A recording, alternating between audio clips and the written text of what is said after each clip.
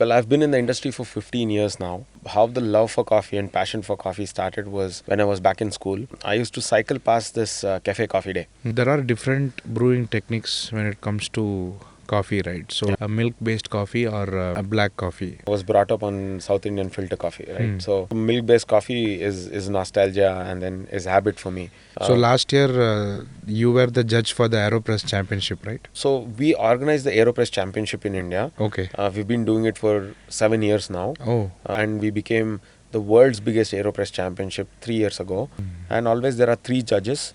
And then it's like democracy. You choose the coffee the cup that you like the most. That's how AeroPress Championship works. So, in your coffee farm, I heard that you are growing Liberica, not Robusta or Arabica. Is it like that? So it can handle harsher weathers. So predicting that 5-10 years down the line, when I'm old, then this will be yielding good, and then I will not have to have put in too much of effort managing the farm. Then, hence the yield is so small. For a cafe like Starbucks, it would become very difficult. What is a good coffee and what is a bad coffee?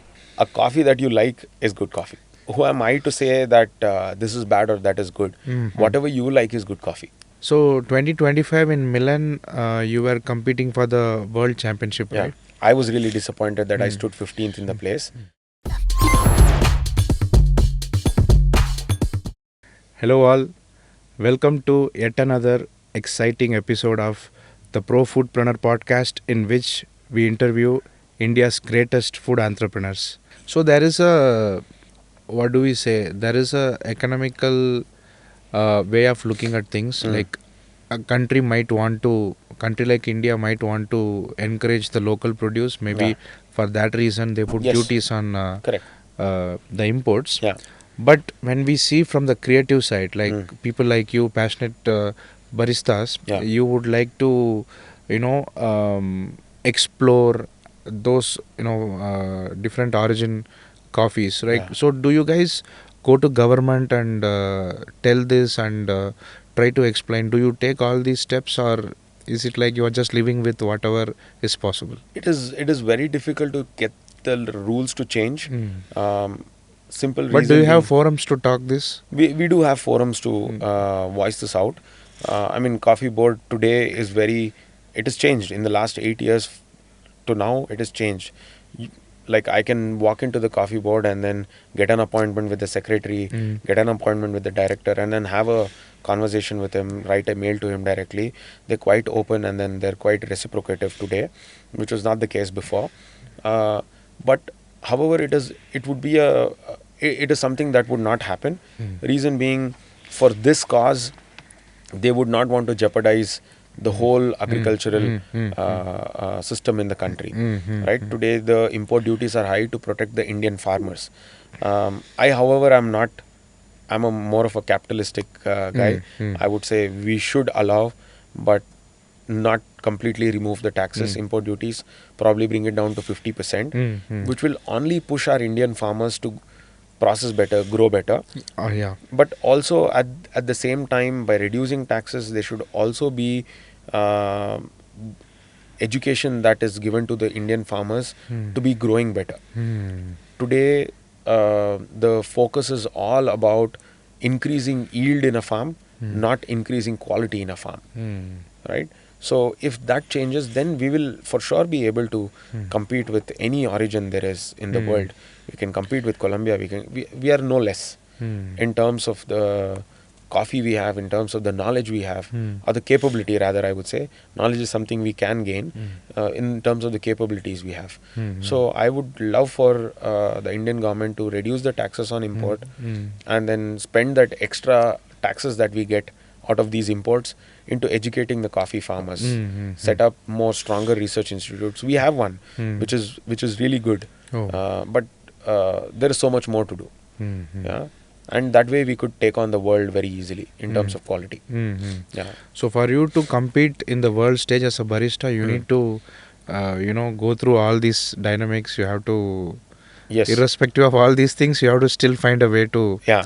make it big there. Make it big there. So there is obviously these economical challenges.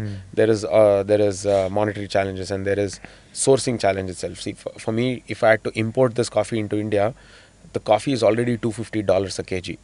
Oh, right?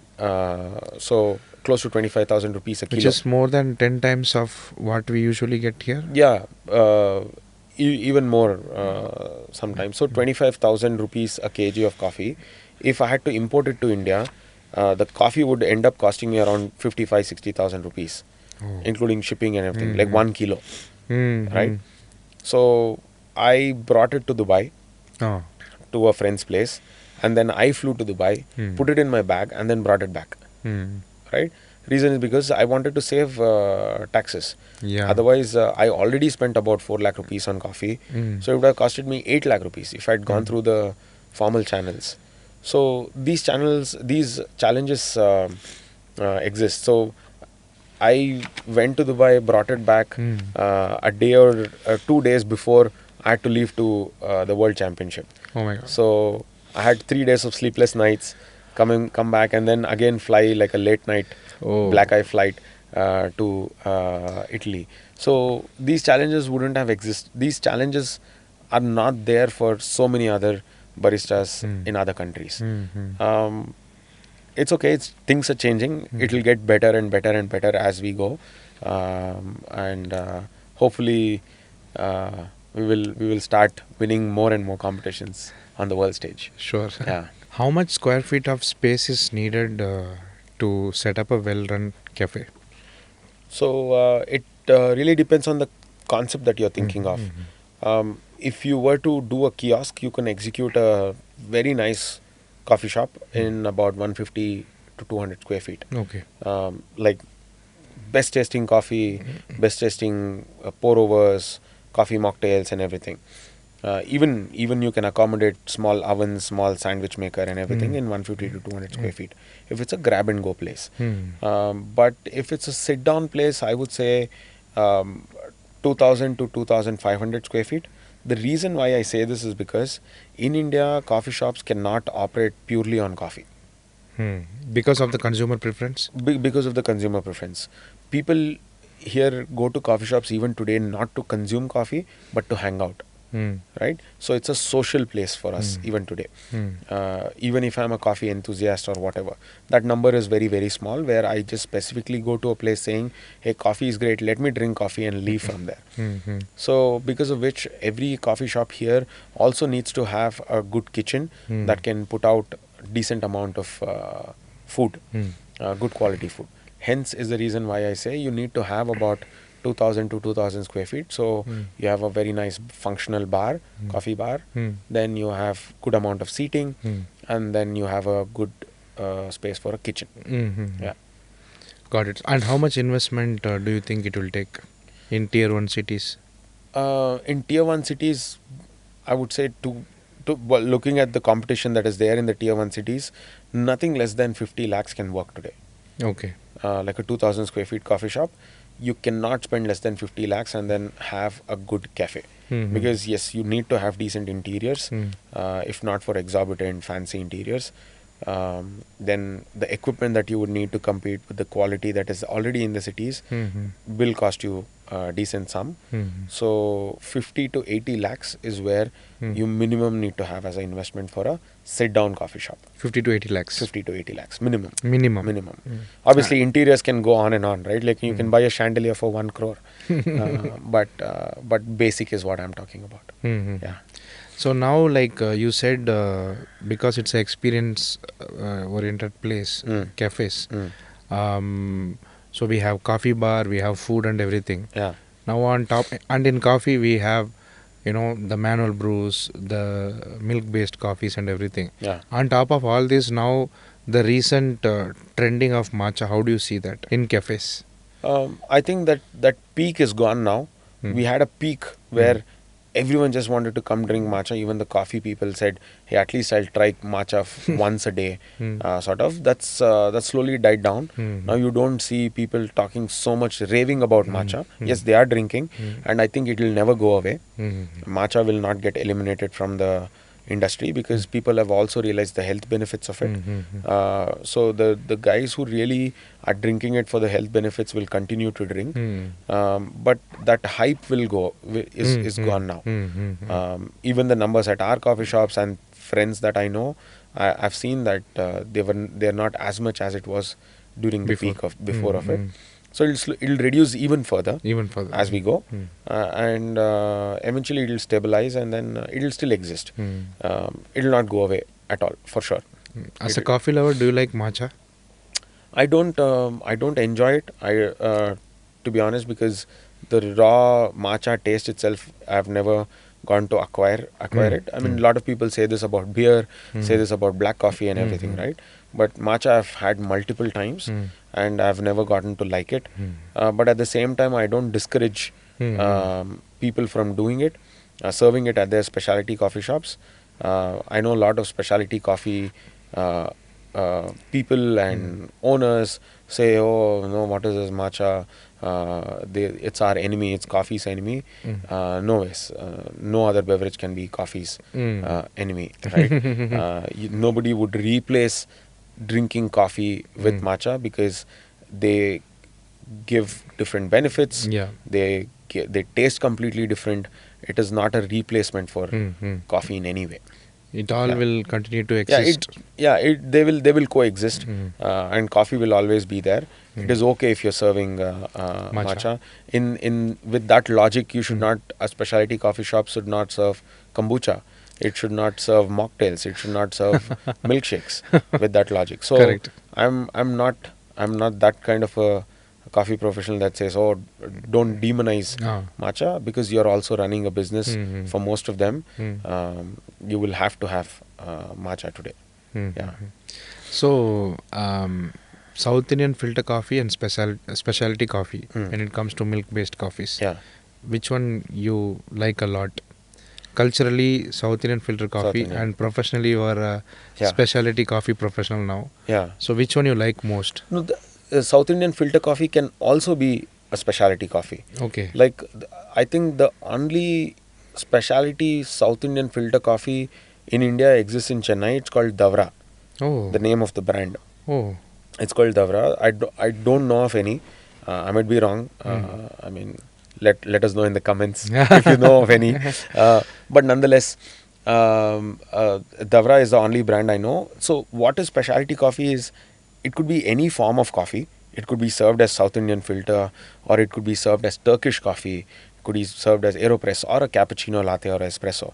The grade of the coffee is what determines if it is specialty coffee or not. Okay. So a guy can have like a basic coffee machine, like a 1 lakh rupee coffee machine, 50,000 rupee coffee grinder, and still be serving specialty coffee. Okay. Right? It is not necessary that it is only expensive equipment or only these fancy coffee shops that can be called specialty coffee. It is the grade of the coffee itself. Grade of the coffee. Coffee itself. Yeah. So that way, what is the grade that is used in now majority of the So that places is like that is what I Darshanis? was calling before when we were talking as bad coffee. Bad coffee. So getting a lower grade coffee and then calling it specialty coffee is not the right way. Like, so again, going to the bars, right? You buy like the cheapest alcohol available, cheapest whiskey, using McDowell's, and probably, let's say, making a old fashioned in a cocktail bar and charging 200 rupees. I would call it bad cocktail. Correct. Yeah. So the same way in coffee shops, serving a substandard coffee and charging 250 rupees and calling yourself a specialty coffee shop, absolutely no. So again, coffee that scores above 80 points is called specialty coffee, right? And a filter coffee place that sources this high quality coffee and then brews it using that high quality coffee and then serving it, it will absolutely qualify for a specialty South Indian filter coffee. Okay. Yeah. So what is the level of grade that is used by majority of the filter coffee places? Is it good, bad, medium, or? See, we spoke about a brand, and then we spoke about how they serve coffee at such low prices. It is impossible to serve great tasting coffee, good quality coffee at that price, because this higher grade coffees that score above 80 points are expensive. The raw material itself is expensive. So if you were to use that raw material and then make a coffee, you can't sell it at such low prices. Okay. Yeah, because input cost itself is quite high. So in comparison, I would say a specialty grade coffee would be at least about 30-40% more expensive as a raw material than a commercial grade coffee. Okay. Yeah. So, if someone's selling at such low prices, probably he's not serving specialty coffee because he can't. As a business, it's not commercially viable. So, according to you, a good grade South Indian filter coffee, how much it should cost?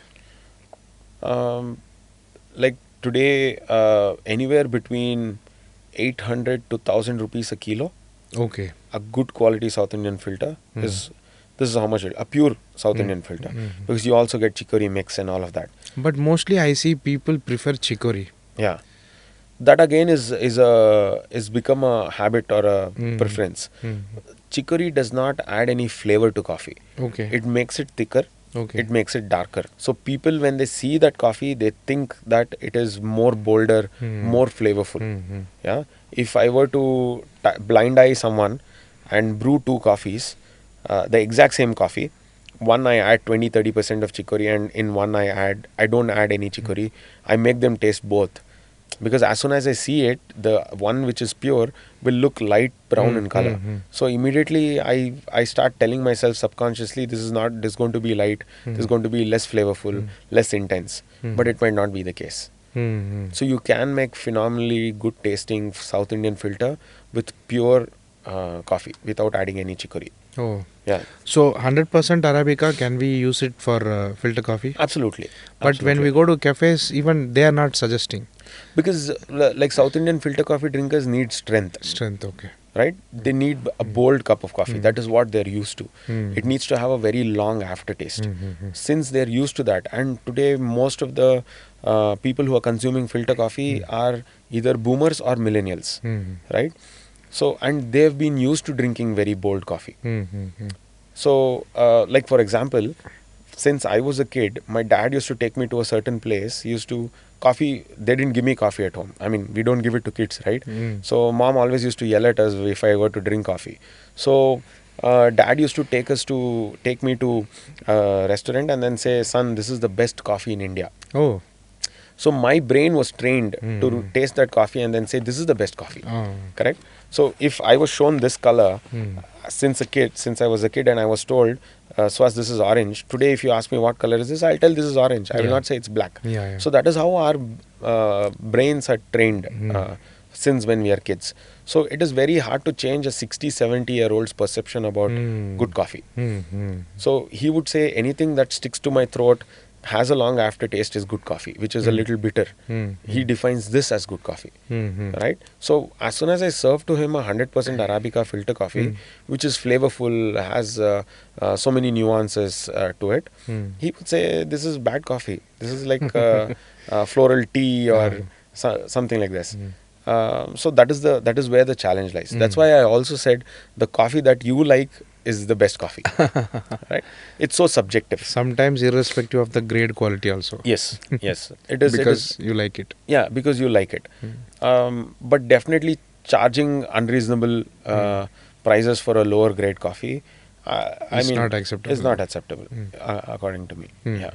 So prior to this, we were discussing about the budget of setting up a cafe and everything, right? So how many types of licenses are needed to set up a coffee place or a cafe?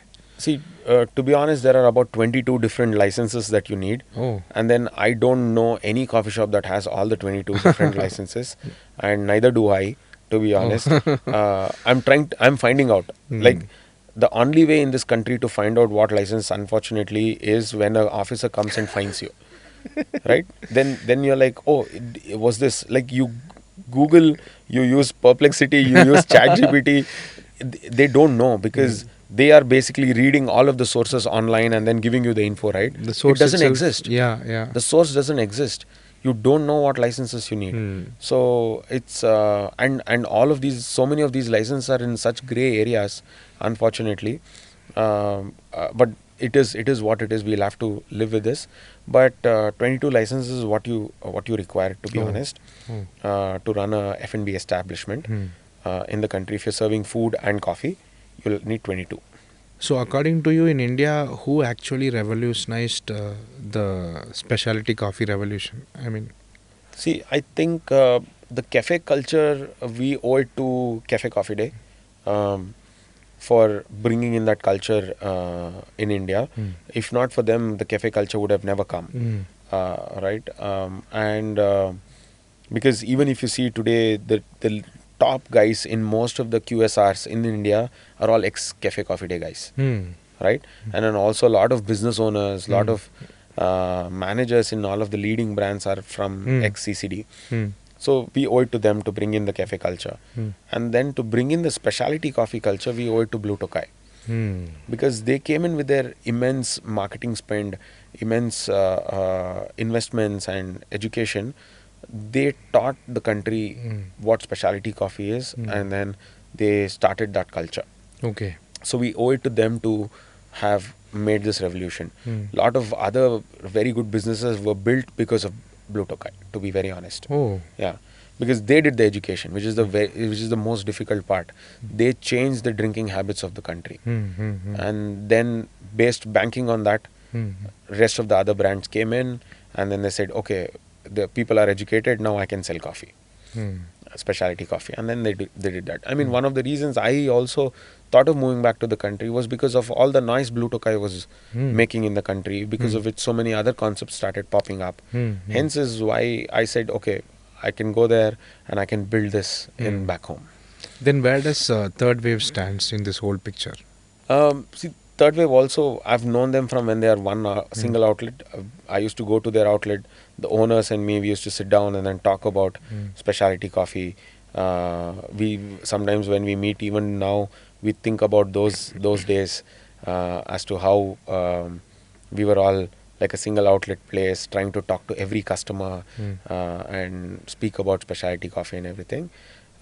So they sort of started in 2016 is when Third Wave started, which was 4-5 years after what Blue Tokai started. So they are the second biggest specialty coffee chain in the country at the moment. So they also sort of benefited from what Blue Tokai did, because Blue Tokai predominantly was in the north, and they didn't have a single outlet in the south. And Third Wave started off in the south from Bangalore. So that's how they sort of brought in that culture to the south too. So they played, I would say, a decent amount of they also have a decent amount of contribution to the specialty industry in the south. Yeah. So you said like CCD was the one who started, a cafe culture in the country. We all know that. They were the pioneers and they were too early. And now that the country is seeing huge boom in the cafe space and coffee space, don't you think CCD has lost its momentum when it is actually needed? We all know the story, what happened a couple of years ago, unfortunate incident. But nonetheless, I tell even today, I mean, I haven't gotten the time to reach out to the right person in CCD. Even today, if CCD gives a franchise, I will take one. Oh. Yeah, because the brand is there. It's imprinted into the boomers and the millennials' brains already. We all have spent substantial amount of our college time, school time in CCDs, right? So a lot of our first dates were in CCD, first business meetings were in CCD. So there is so much of nostalgia and memory there. Today, people are not going to CCD because of lack of innovation in terms of beverages, lack of quality in terms of coffee. But I don't see why that cannot be revived. It is very easy to revive, and I'm sure the people at CCD know this as well. But because of all of the turmoil, I mean, being a small business owner, I struggle to change things in the company quickly, right? Imagine the scale of business they have to revive and change things. I think it's going to take time, but I'm pretty sure that they know where they're going wrong, because from the news that I know, that a lot of things have been fixed. CCD is in a very good place than it was a couple of years ago. So I think they can bounce back even today, and it is going to be very easy. Do you for think them. they will? I really wish and You really wish. hope that they do, Hence is also the reason why I want to take a franchise and just serve like great quality coffee in CCD, and people will just come flocking back. Better equipment, better training, etc. And then that brand can be so easily revived. Is my thought process. Yeah. So operationally, like when we see coffee is, good to consume in a cafe environment. We also spoke about that. But as a coffee ambassador, do you, as a coffee consumer, as a coffee lover, do you expect to order coffee from different places through delivery or something? Do you like to do that? No, coffee is a beverage that needs to be consumed fresh when it is brewed. So I would really not enjoy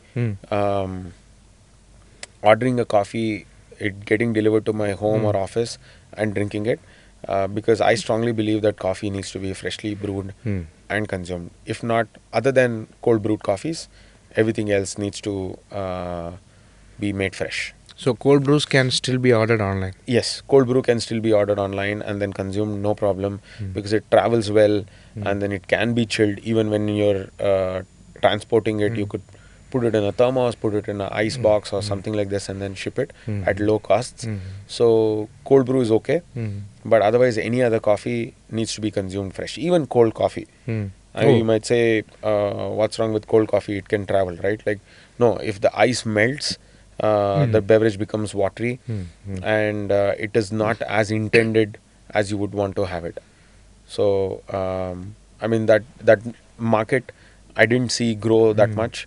I keep hearing so many brands come and go in the delivery segment. All the coffee shops I know do it. We do it as well. We don't promote or market it. But you have delivery. We have delivery. We do it in glass bottles. Oh. Yeah. But nonetheless, I'm not a big fan of it. Yeah. So just like ice creams, coffees also come with limitations when it comes to delivery. Correct. Absolutely. Yeah. So like you have a cafe in Bangalore, do you have one in Delhi as well? We have one in Delhi, like the old Benki, which is a grab and go. We don't have seating. Okay. It's a small window in the entrance of the cafe. You just open the window, serve the coffee, and that's it. How do you cater to two different palates like south and north?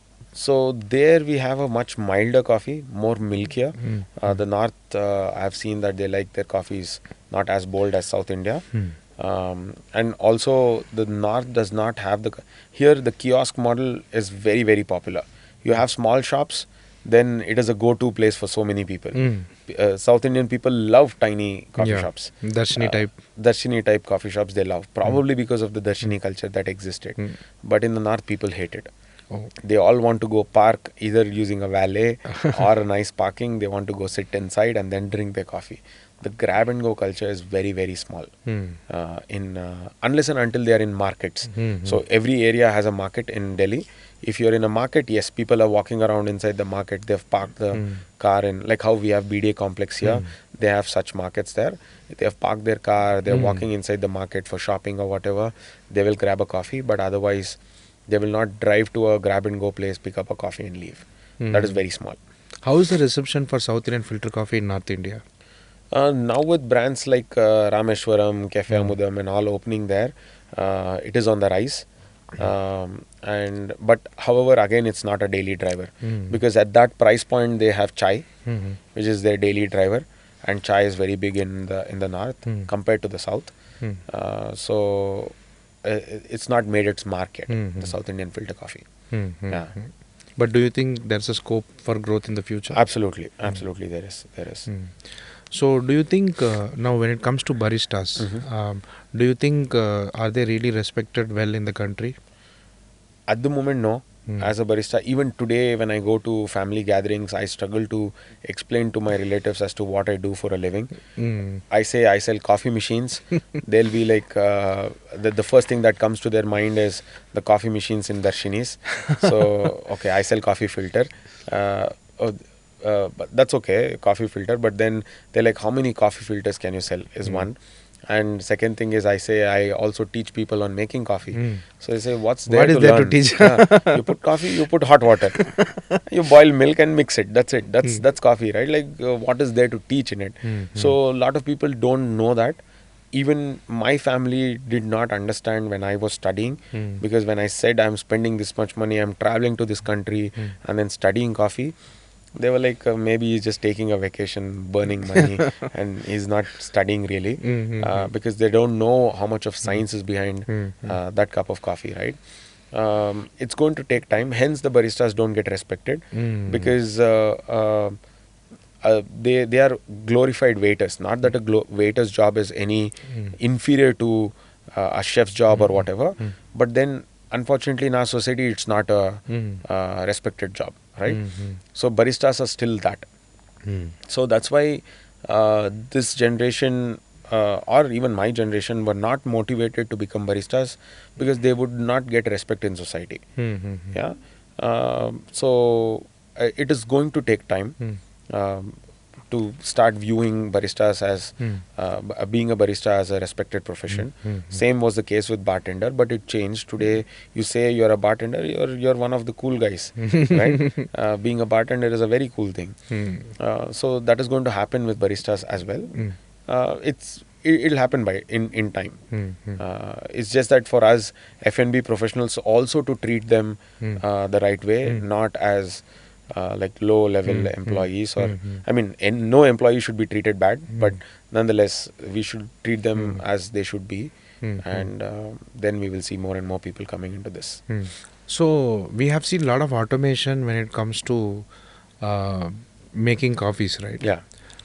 But an automation, can it also do a latte art or something? Today, yes, it can. It is not as accessible or affordable yet, but these robotic arms that is used in the car industry, in the mobile industry, to solder, to tighten a nut, and so many other things. We have seen production lines online, I'm sure. Everyone would have seen. So those same arms have been trained to make latte art. Yes, they can make latte art, and consistent latte art from cup to cup. It has come into India. I saw in a show in Delhi recently, somebody was showcasing it. But still the entry barrier is quite high. Like, for that device it costs about 50-60 lakh rupees, and it will substantially come down, because I remember when I saw this first, for a single arm it was $30,000, right? Today it is $10,000, and now when I was speaking, that same vendor had sent me a mail, and then now it has come down to $3,000 one arm. So including training that arm and then that whole enclosure and setup, the cost has come down by less than 90% today. So it is going to reduce further, and it is going to become more accessible. And I really promote such things, automation, because it frees up the barista's time to give the customer an experience rather than just making the coffee. Right? Is how I look at it. And I'm all up for automation. Oh, really? Yeah.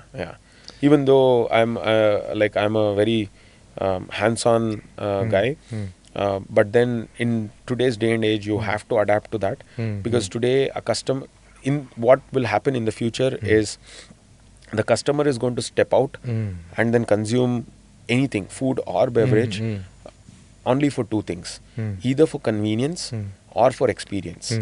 The segment will go away. If you're giving neither, you're convenient and then you're cheap.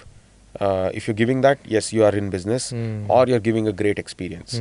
So with automation, what you can always do is give the customer a great experience, because your time is now reduced in terms of making that cup of coffee, but you have more time to talk about it, make the guest feel special, and give him that premium experience. So that's the reason why I feel automation is the way to go for the future.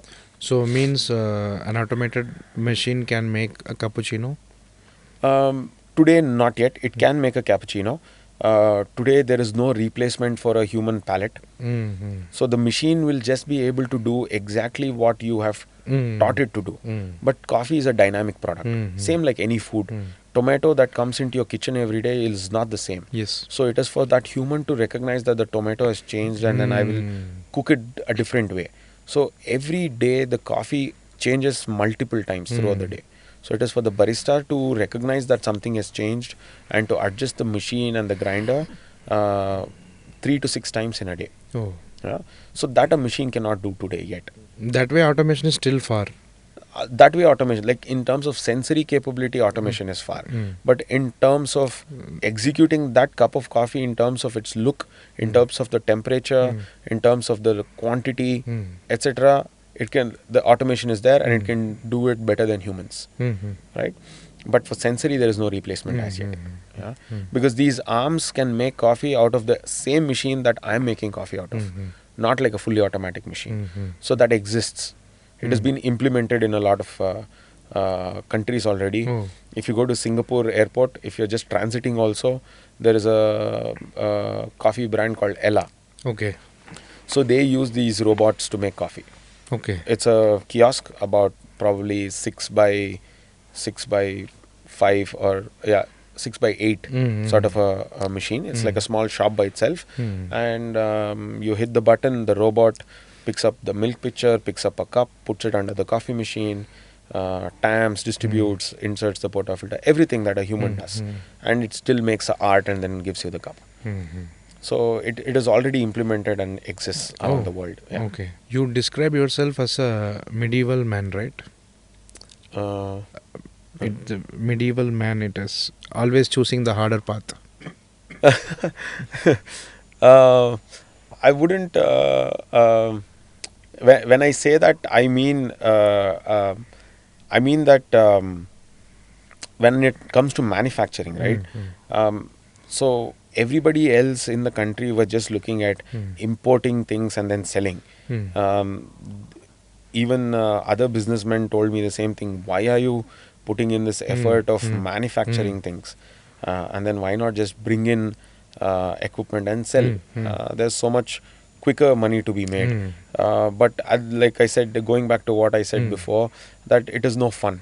Correct. Right? Like you're a shopkeeper who just has stuff in your shop, and then somebody is delivering it to you, and then you're selling to the customer. There is no sense of satisfaction of creating something from scratch, creating something new, creating something which is yours.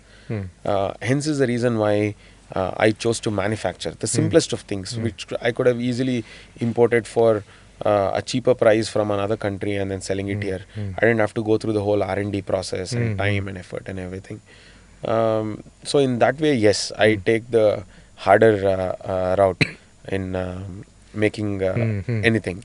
Yeah, even coffee machine, even before all of this BIS certification and everything, we were already running R&Ds and then trying to bring out this coffee machine. And it so happened that the Indian government also made it tough to import. That's another story altogether. But we were making grinders way before that, and coffee machine was in R&D before that, etc. Yeah. So tomorrow when your son turns 18 and come to you and say, Appa, I want to open a coffee shop, what would you tell him? I would definitely say, if that's going to give you fulfillment and will keep you excited, go for it. Because I think that I've seen so many people say that it's not a profitable business. It's not. It's one of the toughest businesses to be in, F&B, etc. But I think no. F&B business, a lot of people get it wrong because there is a lot of hidden costs which no book defines, and no book can define, because a hidden cost for your cafe could not be a cost for me at all, because there is no single playbook that can define. Like in stocks, you can find so many things. There are books, there are legendary investors who have written stuff. But in F&B, there is no single book that you can read and say, hey, look, I've cracked it. So that is why people say it's tough. But if you consider everything and then you are hands-on, then I think F&B is a great business to be in, and then great business to make money in as well. So I would definitely encourage him to get into F&B space. Great. And then open a coffee shop himself. Great. Yeah. What is the one ingredient, not in your kitchen, that has made Benki so successful? That is not in my kitchen. Means when I say ingredient, Yeah, it need not be an yeah. ingredient. Yeah, understood. Yeah. Um, I think it's pure passion for the craft is what Hmm. has made Hmm. made that, and then it is not just my passion, right? Like the team that you see at Benki also is passionate about coffee. Hmm. You see them competing in the championships. Hmm. Now I don't push them. I don't Okay, tell they them. show interest to. Yeah, they are competing by themselves. I Hmm. just support them when they say that I want to compete in the competition. And competition is something where you spend money. Hmm.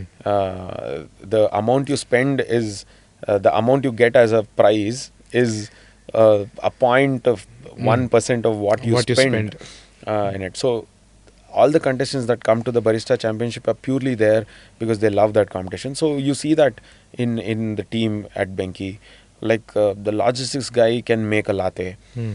right? The accounts guy can make a latte. Oh The wow. office boy can make a latte. When I say they can make a latte, like a good latte, Oh wow. yeah, they can brew coffee. The marketing guy can do that. So you completely built that coffee culture in your Yeah. whole business and your organization. Everybody in the company, even our general manager, he can roast coffee. Oh wow. The customer service, they can make coffee. Oh. So this is something that I have not pushed them to learn. I have not told you'll only get an increment if you make a latte. So they are They have shown passionate. interest. They have shown interest. They have become passionate. Hmm. And like today, our office boy is a trainer, right? Who Wow. joined us 8 years ago. He joined as a domestic help at our place, and then today he trains. He travels around the country, trains different coffee shops and their staff and everything. So that purely shows their passion for the craft and coffee. So I think that is whatever I wouldn't say we are extremely successful, but whatever we have seen as success is because of Because the of team the, yeah. and their passion. Great. Yeah. So it's been great discussing so many things with you till now, right from Yeah. your origin story Yeah. and the journey of Benki, which you started in India, Yeah. and then your competition journey, Yeah. coffee, so many things, supply chain, Yeah. unit economics, capex to set up a coffee, Yeah. preference of coffee when it comes to consumers in India. So many Yeah. things we have discussed. Yeah. Now it's time for a small rapid fire. Let's go. Best coffee ever had and where? I mean, I'm just recently come from Australia. Okay. And I think this is the best coffee experience I've had Oh. anywhere in the world. Oh. So there was this place called Patricia's Okay. in Melbourne, Okay. which for me has been the best coffee experience Oh. that I've had. And coffee, of course, it Oh. was really good. But as a coffee experience, this has been one of my best. Okay. What was Yeah. that coffee? It's a latte. It's called Patricia's. So their menu has 3 drinks. Okay. The menu reads like this: black, white, Oh. filter. Okay. This is their coffee menu. Okay. And then they have 2 beans. Okay. So they ask you, you want this one or this one? Okay. They say this one's fruitier, this one's more nuttier. Okay. So they had Ethiopia and Colombia. Okay. And then I chose the Colombian. Okay. And and that's it. That's what that was their menu. Yeah. There was a line. I stood there for about 20 minutes to Oh my God. get to the Oh. billing counter. And as simple as that. And they call it white. So we don't know if it's a latte, it's a cappuccino. They call it white. Okay. That's I'm sorry that I could not keep rapid fire because the conversation with you when it comes to coffee, I think It it goes keeps on. on going. Yeah. One coffee shop in India that's not yours, Mm. but you would like to visit, you love a lot. What is that? Oh, that's a tough one because there are so many that I really enjoy that way. I would say there is this cafe called Benji's Okay. in Malleshwaram. Malleshwaram. Yeah. Okay. And the pure reason that I like it so much is because he's a contrarian like me. I mean, who would open a specialty coffee shop in Malleshwaram, right? It goes beyond all logics. Correct. You're opening in a filter coffee, traditional idli dosa area, a specialty coffee shop, and then doing really good. So I would say Benji's is one such place that I really like. Okay. And minimal in Mysore Oh, is something that I really enjoy. okay. It's a 70 square feet coffee shop. Oh, wow. Does great numbers. Very passionate owner. I know him personally. Okay. So these are coffee shops that I really cherish and enjoy. I think the list hanging would out. go on. But Yeah. There are so many. I can't really, honestly, I can't really pick one in India mm. because every city I go to, I have a couple of favorites, and then I love what they do. Yeah. Filter coffee, I mean South Indian filter coffee or espresso? Tough. South Indian filter coffee. Worst business advice you ever received? Worst business advice I ever received.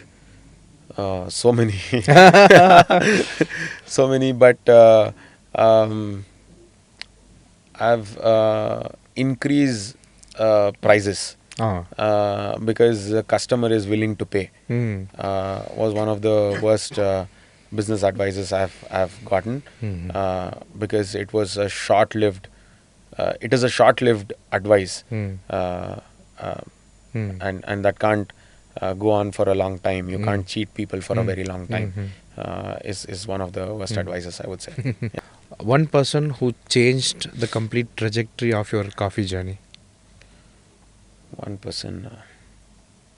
Looks like so many people. Yeah. Again. To be honest, there is no one single person that has really influenced me so much. Like, I've had a lot of teachers who have taught me so much. I've been influenced by a lot of farmers, a lot of cafe owners, and everything. So, very honestly, I can't pick one person that has changed my coffee journey. There are so many people who have influenced me. But also, there is a book called Pour Your Heart Into It. Okay. This was one of the first coffee books I read in my life. Oh. It's an autobiography of Howard Schultz, Okay. the founder of Starbucks. Oh. As to how he got into it and why he got into it Okay. is written in that. His trip to Italy is what sort of pushed him to open a coffee shop. Hence why he went and bought Pete's, and then he started Starbucks and all of that. So that book hugely influenced me as to how he did it and how he's built this huge empire of coffee shop. Yeah. So I would say that book has largely influenced me today. One of my ex-bosses had given me that book, not as a coffee shop book or a cafe book, as an entrepreneurial book he gave me, but that did really influence me. And Siddhartha sir, of course, for opening Cafe Coffee Day. Cafe Coffee Day. Yeah. Late Siddhartha sir. Yeah. If your whole Benki journey was a Bollywood film or a Sandalwood film, what would be the title for that? Coffee Tota. Coffee Tota. Yeah. Wow.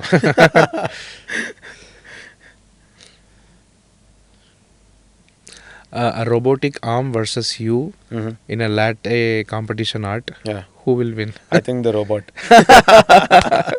Because my latte art skills are not that great. And then I also don't spend a lot of time learning latte art because I strongly believe that yes, there should be art on coffee because you drink or eat with your eyes first and then you drink the beverage. But also latte art will not bring a customer back to you. It is the taste of the coffee that will bring him back. So I would rather spend more time and effort and money on learning the science and art of coffee than the art itself. But again, I don't want people who are latte artists viewing this to get disheartened. But to get encouraged and then not only just focus on the art but also the science, the taste of the coffee, because that matters more according to me. Yeah. You have one sentence to convince a filter coffee enthusiast to try specialty coffee. Yeah. What would you say? I would say this is not a beverage that you're used to. This is not a replacement for filter coffee, but here is something that has coffee in it but tastes completely different and even more addictive. Try it. Great. Yeah, this is what I would say. Okay, one last thing. Biggest waste of money you made in your business? Biggest waste of... I have never wasted any money because I think I have everything that I've invested into has yielded results, but I've wasted time, a lot of time. That relates into money, right? Like, because time is money, because that is something that you could have spent on your business. I think I'm probably 5 to 10 years behind in my career and in my financial situation, because I got cheated twice, in big way, before in my coffee career, I would say. Oh. So that time that I spent building businesses for somebody else, or with someone, is what I regret the most, because that is time and money that I could have spent on me, and then I could have substantially been bigger and more knowledgeable. So I would say that time Okay. is the biggest Okay. bad investment that I have made with the wrong people. Yeah. Got it. So thank you so much, Suhas, for joining us and sharing your complete coffee experience. Yeah. It was so. I was so glad to host you and get your message to the audience, like coffee enthusiasts, coffee consumers, baristas, Yeah. cafe owners. I Yeah. think all of them are going to benefit from this conversation. Yeah. Thank you so much for coming here and sharing your experience and knowledge with us. My pleasure, Karthikeyan. Thank you so much for doing these podcasts and then bringing such great F&B professionals on the show. I've watched the other two podcasts Yeah. partly. I will watch them whole soon. Sure. But that helps the future generations and the current F&B operators do better in their industries. So thank you so much for that as well. Thank you. Glad Yeah. to do that. Yeah. My pleasure. I hope you guys enjoyed this conversation with Suhas, and if you liked it, please share it with your aspiring cafe owners or restaurant owners or coffee lovers or baristas, and subscribe to our channel to enjoy more of such conversation with India's greatest food entrepreneurs. Thank you.